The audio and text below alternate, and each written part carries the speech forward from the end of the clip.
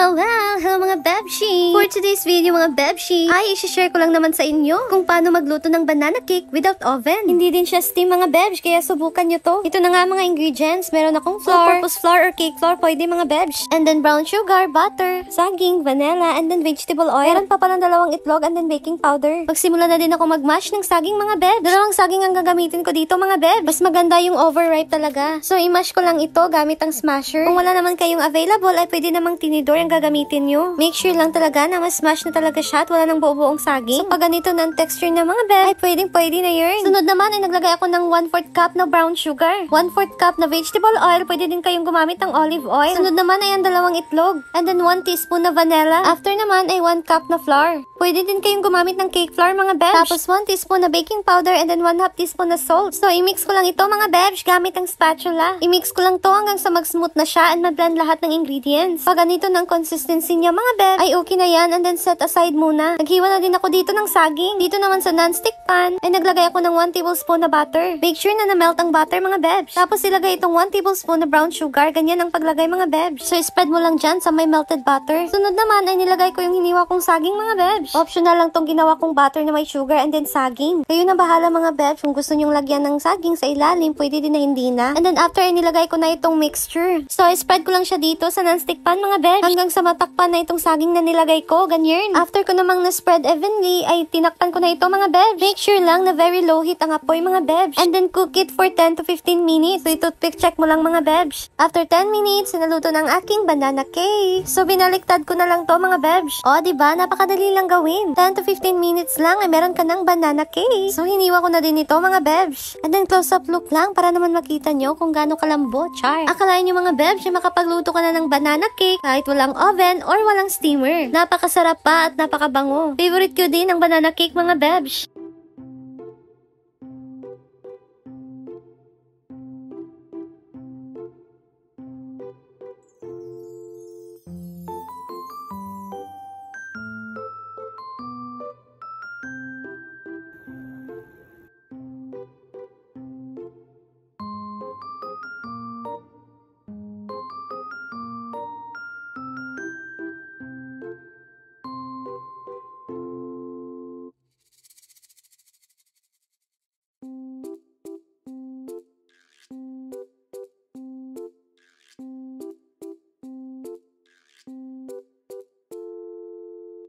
Talaga namang napakasarap mga Bebsh at napakadaling gawin. Kaya naman, that's all for today. See you to my next video. Bye!